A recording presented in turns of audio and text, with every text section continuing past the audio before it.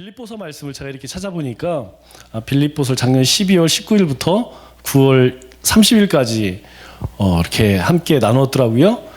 여러분 빌립보서의 가장 핵심적인 말씀 기억나시나요? 여러 가지 말씀이 있지만 우리 빌립보서의 가장 중요한 핵심 구절은 복음에 합당한 삶을 살라라입니다. 복음에 합당한 삶. 우리 가운데에 복음은 변하지 않는 진리이죠. 그런데 중요한 것은 어떠한 삶을 살 것이냐, 어떻게 살 것이냐, 이게 참 중요하죠. 그래서 빌립보서에서 여러 가지 우리로 하여금 기뻐하라, 또 복종하라, 겸손하라 이런 말씀을 우리에게 주십니다. 이 에베소서는 비슷한 주제 같지만 그 중심이 우리의 삶 가운데에서 나는 어떤 존재인가 여기에 초점이 맞춰 있습니다. 그러한 이유가 있는데 그러한 이유가 무엇이냐면 이 에베소라고 하는 지역은 아주 특별한 위치에 있어요. 왜냐하면 우리가 소아시아에 7교회가 있죠. 그 가운데에서 유일하게 이 서쪽 지중해 해안에 있는 도시가 바로 에베소서입니다. 나머지는 다 내륙에 있죠. 에베소도 사빌라. 그런데 이 자연스럽게 이 지리적으로 지중해 해안에 있으니까 어떻겠습니까? 상호이 발달하겠죠. 무역이 발달하겠죠. 그리고 교통에 요충지겠죠. 왜냐하면 지금처럼 뭐 비행기가 있는 시대가 아니고 다른 대륙으로 가려면 배를 타야 했잖아요. 그러니까 배를 타야 하기 때문에 많은 뭐 무역선들 또 여행하는 뭐 여객선들이 이 에베소에 머물렀기 때문에 당연히 이 도시가 상업적으로 발달할 수밖에 없죠. 그런데 특이하게 이 에베소는 철학적으로 또 문화적으로 예술적으로 굉장히 발달한 도시입니다. 그래서 이 대표적인 신전이 무엇이냐면 아데미 신전이에요. 이 아데미 신전이 굉장히 큽니다. 지금은 이제 그 터만 남아 있는데 이 보이는 게 원래 신전이고 그 옆에 있는 것이 이제 지금 현재 남아 있는 거예요. 그리고 작은 원 안에 있는 것이 아데미 신입니다. 이 소아시아의 사람들이 섬겼던 대표적인 우상이죠. 그런데 이렇게 보면 가슴이 굉장히 여러 개죠. 이 가슴이 많다는 것은 가장 첫 번째가 풍요의 신이라는 것을 나타냅니다. 그리고 아래쪽이 이제 그 유명한 원형 경기장, 그리고 이쪽 왼편에 있는 것이 두란노 서원입니다.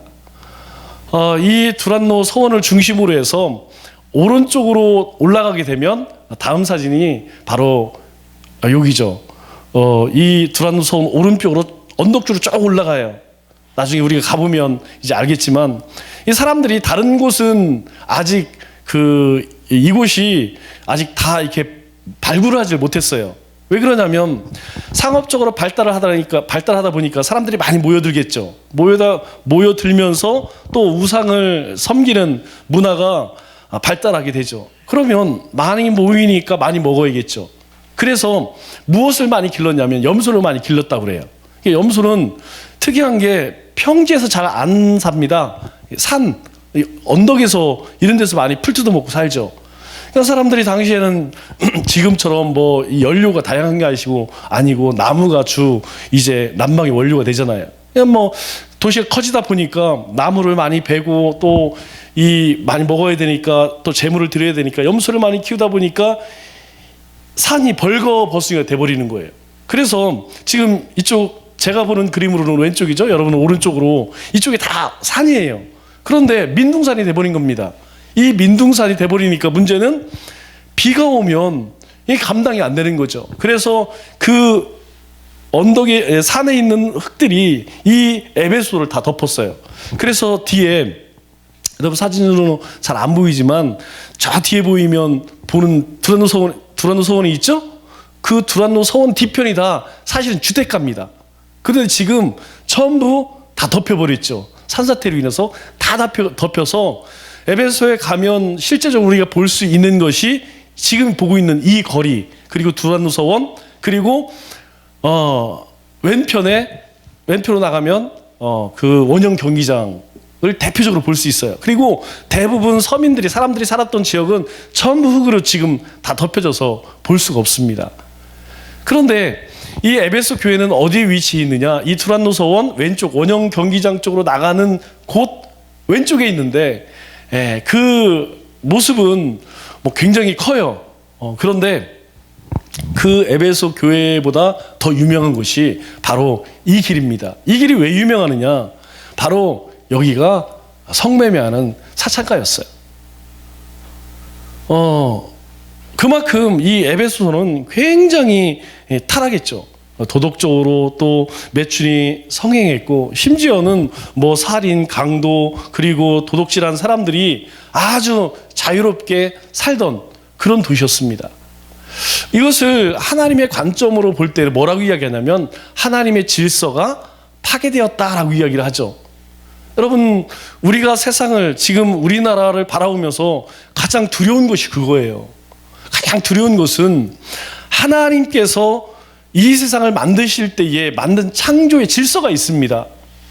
여러분, 자녀가 부모님을 공경하는 것은 너무나 당연한 거예요. 그것은 부모님이 나에게 뭘 잘해줘서 그런 것이 아니고 하나님의 대리자이기 때문에, 그리고 우리가 세상 가운데에서 우리가 정직하고, 이것은 뭐 특별한 것이 아니고 사람으로서의 도리죠. 그런데 지금은 그런 시대가 아니에요. 법이 아니면 해결되지 않는 그런 시대를 살아가고 있습니다. 왜 그렇습니까? 그만큼 악해졌다는 것이죠. 바로 그곳이 어디였냐면 이 에베소라고 하는 도시였습니다. 그래서 하나님께서는 이 에베소, 사도 바울은 이 에베소 성도들에게 편지를 쓰면서 건네는 메시지가 무엇이냐? 너희가 그 타락한 도시에, 타락한 시대 가운데에서 하나님의 새로운 질서를 세워라, 이거죠. 그러니까 비록 하나님을 모르는 세상 사람들은 죄를 먹고 마시고 자신의 뜻대로 살지만, 우리가 진리 안에 있는 우리는, 그리스도인들은 그렇게 살아서 되겠느냐? 안 된다는 것이죠. 그래서 타락한 세상 가운데 하나님의 공동체를 바르게 세워라. 바르게 세우기 위해서 먼저 해야 할 일이 무엇이죠?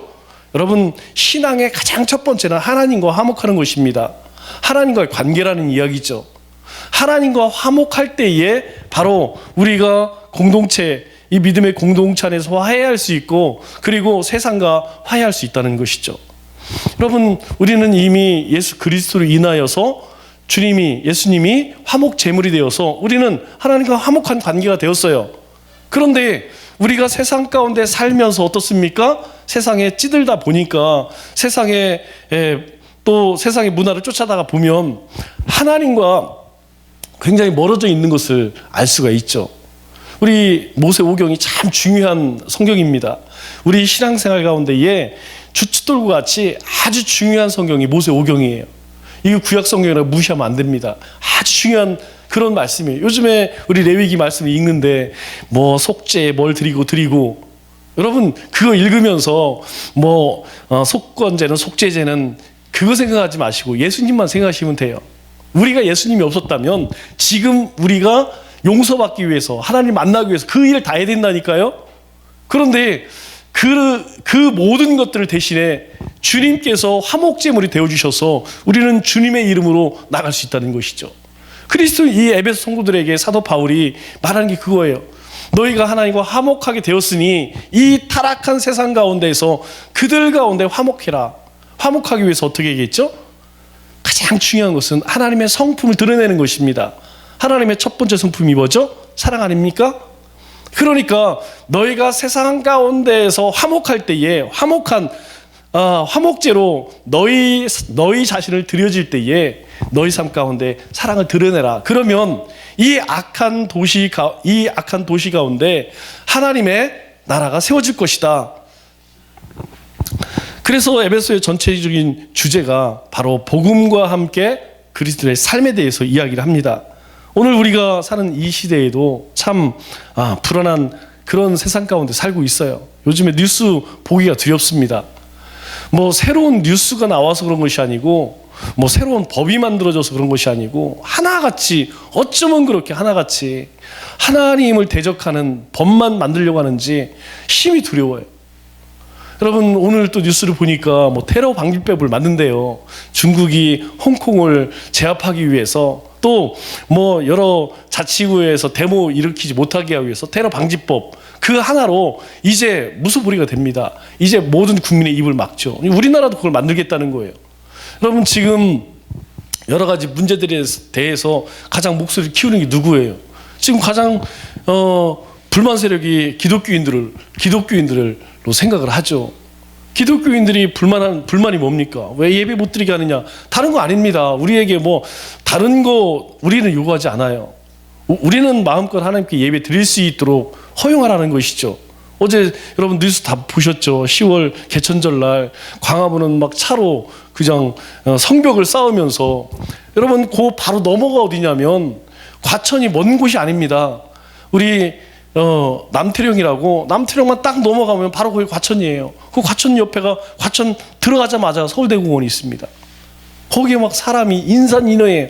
근데 거기 누가 통제하는 사람이 있어요? 마스크 쓰지 않더라고요. 그냥 자기 멋대로. 그런데 그런 곳은 다 놔두고 교회에서 예배드리는 것은, 여러분 이 테러 방지법이 만들어지면 가장 먼저 누구 탄압하겠습니까? 우리가 그것에 항거하는 예배의 자유를 외치는 우리를 향해서 가장 먼저 적용하지 않겠어요? 뉴스 나오는 뉴스마다 정말 두렵고 떨리는 것이 바로 하나님의 창조 질서에 대적하는 그런 시대로 자꾸 바뀌어져 가고 있어서 두려워요. 여러분 사람과의 관계는 어떻습니까? 참 요즘 사람 믿기가 어려워요. 이전에는 뭐 계약서 별 필요 없었어요. 돈을 꿔도 뭐 다 믿고 꾸고 믿고 뭐 보증 쓰고, 그래서 어려움 당한 사람들 많이 있지만, 이제는 신용사회 서로 믿는다? 이거 대단히 어렵습니다. 뭐 가족끼리도 잘 못 믿잖아요. 누가 누구를 믿겠습니까? 그뿐만 아니에요. 우리 사회를 보면 분노의 사회 같아요. 뭐 사람들이 운전을 하다 보면 이 사람들이 그냥 누군가 막 싸우려고 운전하는 것 같아요. 그래서 서로 미워하고 증오하고, 이것이 끊이지 않는 우리가 살고 있는 이 시대라는 것이죠. 그래서 여러분 그리스도인으로서 이 시대를 살아갈 때 가장 중요한 것이 무엇일까요? 뭐 여러 가지 있지만 제가 생각할 때는 우리 그리스도인으로서 가장 성공적인 삶은 첫 번째가 내가 누구인가라는 것을 아는 거라고 생각해요. 우리가 다른 말로 정체성이라고 이야기를 하죠. 나는 누구인가? 여러분 나는 누구입니까? 여러분이 생각할 때 나는 누구라고 얘기합니까? 우리가 신앙생활 할 때에 이것을 아는 것이 첫 번째라고 생각해요. 우리는 우리 자신을 보면 참 부족하고 연약한 존재로 보여지죠. 그러나 그럼에도 불구하고 하나님께서는 우리에게 뭐라고 이야기합니까? 너는 내 것이라. 하나님의 자녀다. 하나님의 백성이다. 너는 내 것이다. 어제 성경 공부를 하다 보니까 하나님은 우리에게 그렇게 선포하시더라고요. 우리를 하나님의 소유권이 하나님께 있다는 거예요. 우리는 하나님의 것이다 라고 소유권을 하나님이 선포하셨어요. 우리는 하나님 것이라는 거예요. 우리가 이 땅 가운데 살지만 하나님은 너는 내 것이다. 그런데 정작 우리는 그것을 아느냐? 잘 모른다는 것이죠. 그리스도인이 하나님은 너는 내 거야 라고 하는데 우리는 힘겹고 또 세상의 불의한 모습 가운데 살아가면서 점점점 내가 하나님의 백성이라는 것을 자꾸 잊어버린다는 것이죠. 여러분 똑같은 신앙생활을 하도 어떤 사람은요 기쁨과 소망 가운데 살아가는 사람이 있어요. 그런데 똑같은 신앙생활을 하면서 또 어떤 사람은 비관적이고 절망적으로 살아가는 사람이 있습니다. 왜 그럴까요? 자기 정체성의 문제라고 저는 생각합니다. 우리도 세상에서 자존감 낮은 사람들이 있죠. 여러분 이 자존감 낮은 사람들하고 이야기하기가 참 어려워요. 왜냐하면 조금만 뭐라고 하면 내가 이렇게 만만해 보이니까 나한테 이렇게 한다 이렇게 이야기해요. 그리고 조금만 막 이렇게 위로해주고 이렇게 하면 내가 관인사병이냐 또 뭐 이렇게 이야기를 해요.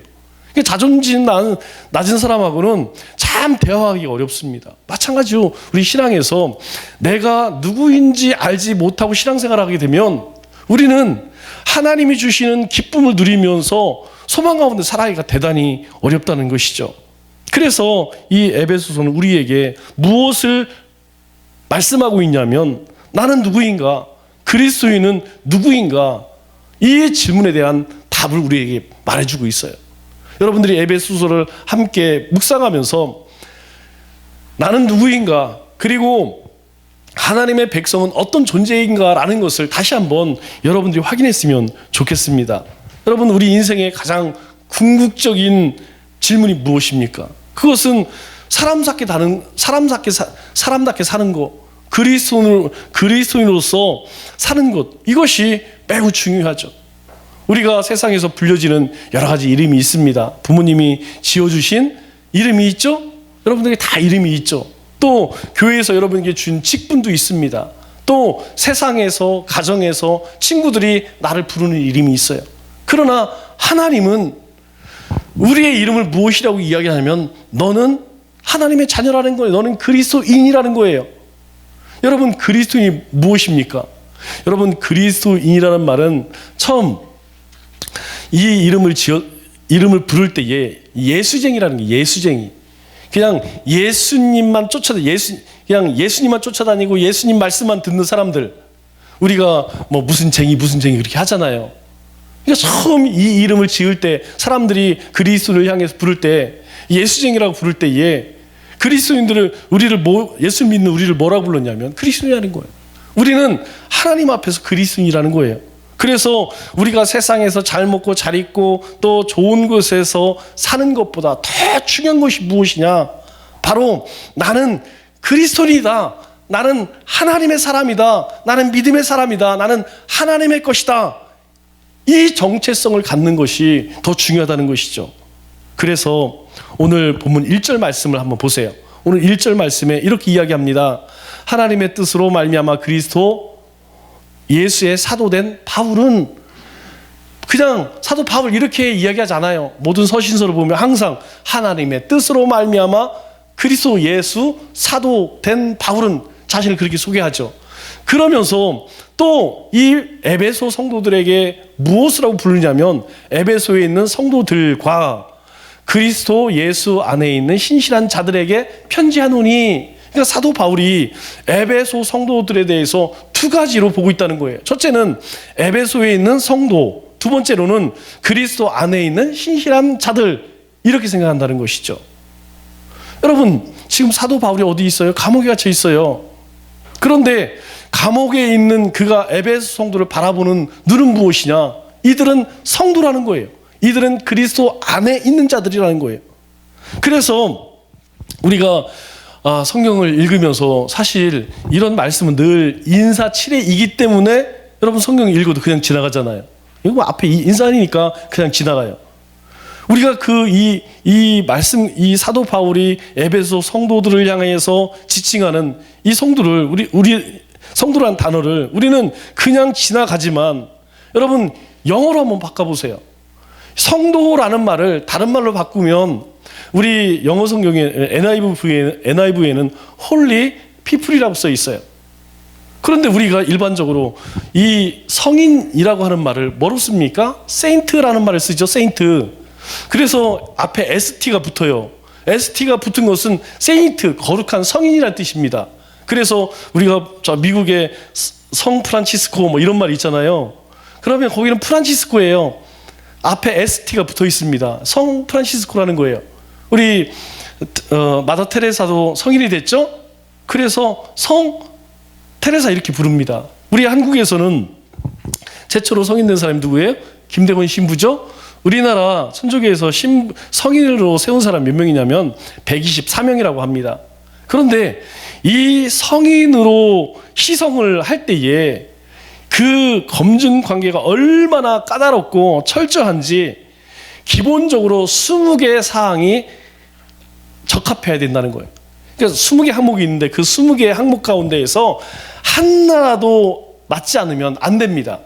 거기에다가 이 20개 질문과 함께 두 차례 이상의 기적이 있어야 돼요.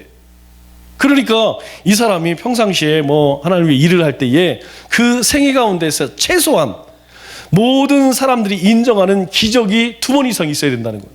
그러니까 혹시 여러분 가운데 뭐 앞이 안 보인다든가 귀가 안 들린다든가 아니면 걷질 못하든, 그런데 제가 뭐 기도를 해서 아니면 뭐 안수를 해서 그 사람이 뭐 벌떡 일어났다, 이런 기적이 2번은 있어야 된다는 거예요.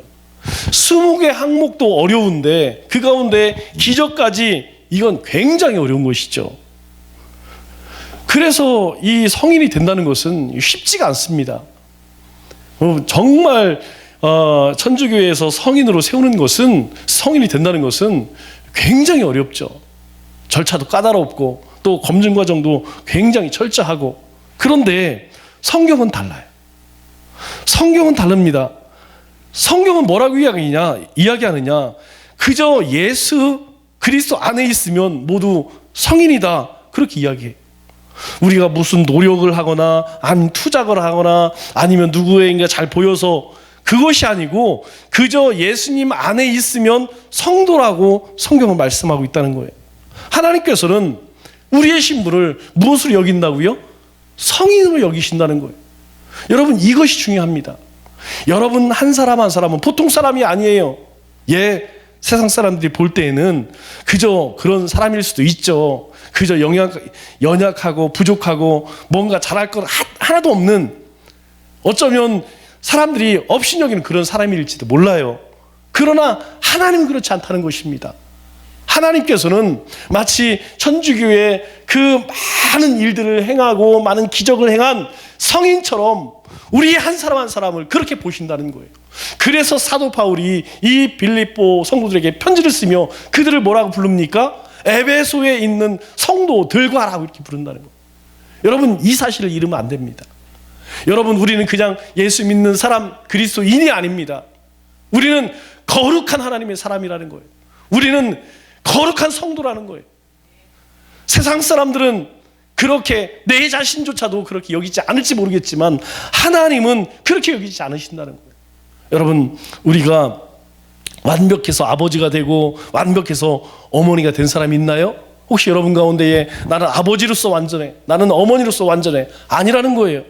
아버지가 되었기 때문에 우리가 온전한 아버지가 되려고 노력을 합니다. 또 어머니가 되기 위해서 어머니 역할을 제대로 하려고 애쓸 뿐이라는 거예요. 중요한 것은 하나님께서 먼저 우리를 성인으로, 성도로 인정해 주셨기 때문에 이제 우리에게 성인으로서 합당한 삶을 살았으면 좋겠다는 바람인 것이죠. 하나님의 바람이 그거예요. 우리를 향한 하나님의 바람이, 내가 너희를 거룩하게 했으니, 내가 거룩한 성도로 너희를 불렀으니 너희는 이제 그곳에 합당하게 살라. 여러분, 우리가 어떤 일을 하든 우리가 억지로 하거나 그리고 강제로 하는 게 아니에요. 우리가 예배를 드리는 것도, 헌신을 하는 것도, 물질을 드리는 것도, 어떤 일을 하는 것도 왜 합니까? 그것을 해서 우리가 하나님의 복을 받고 우리가 하나님 나라에 상급 쌓기 위해서? 아니에요. 우리가 하나님의 자녀가 되었잖아요. 우리가 영원히 죽어야 할, 영원히 심판받아야 할 우리를 하나님이 어떻게 삼아주셨어요? 아무 대가 없이 내 백성이다, 내가 너를 거룩한 성인으로, 성도로 인정한다.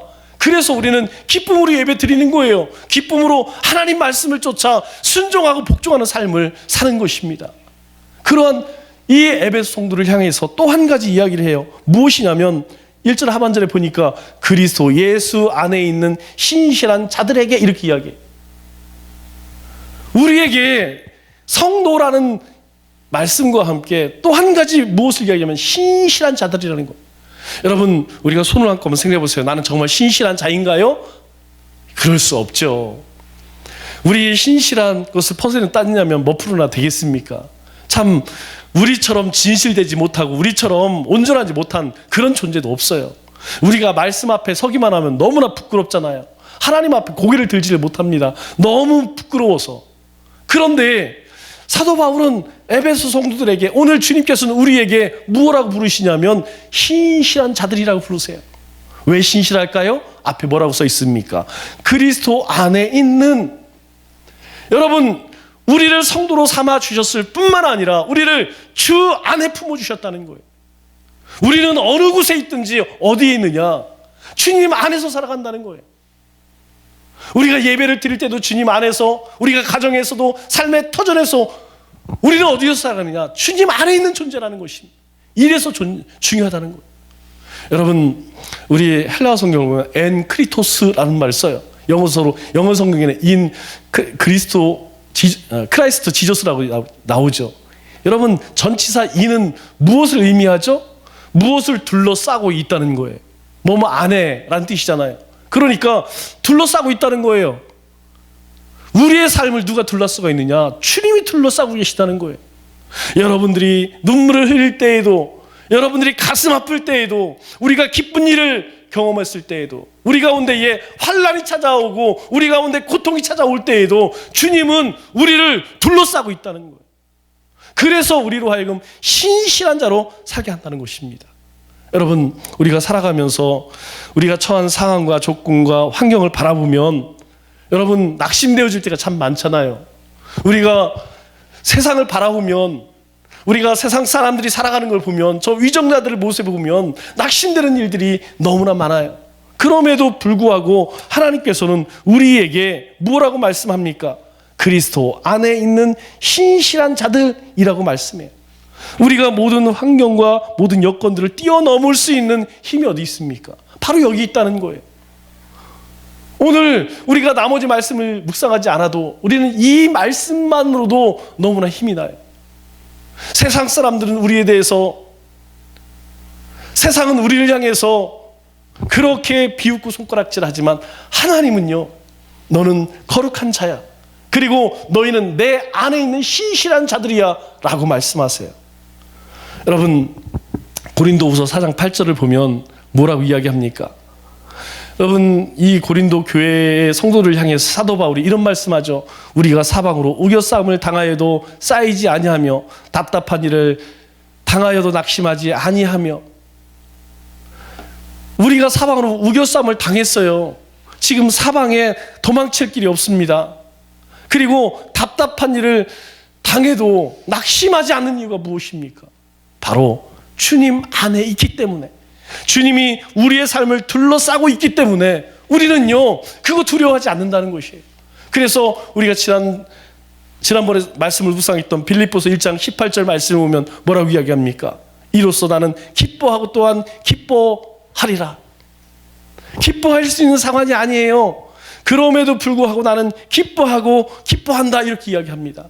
빌립보서 4장 4절에는 뭐라고 이야기합니까? 주 안에서 항상 기뻐하라. 내가 다시 말하오니 기뻐하라. 기뻐할 일이 있어야 기뻐하죠. 상식적으로 우리가 기뻐하고 기뻐할 일이 있어야 기뻐하지 않습니까? 그런데 믿음은 뭐라고 얘기했어요? 상식을 뛰어넘는 것이 믿음이라고 말씀드렸죠. 우리가 상식을 뛰어넘을 수 있는 믿음이 어디서 옵니까? 주 안에 있기 때문에. 말씀을 듣도록 하겠습니다. 하나님은 우리를 뭐라고 부르신다고요? 우리를 성도라고 불러요. 하나님 우리를 너희는 거룩한 사람들이야, 거룩한 자들이야, 너희들이 바로 성인이야, 그리고 너희는 신실한 자들이야, 너희는 내 안에 있는 자들이야 라고 말씀하세요. 여러분, 코로나 재앙 가운데에서 또 세상의 많은 이 변화 가운데에서 여러분 흔들리지 않을 수 있는 한 가지는 오늘 하나님께서 우리를 부르시는 이 말씀을 붙드시기 바랍니다. 그리고 남은 3일도 하나님의 거룩한 자로서, 주 안에 살아가는 자로서 거룩하고 하나님의 말씀에 순종하는 우리 믿음의 권속들 다 되시기를 주님의 이름으로 축원합니다.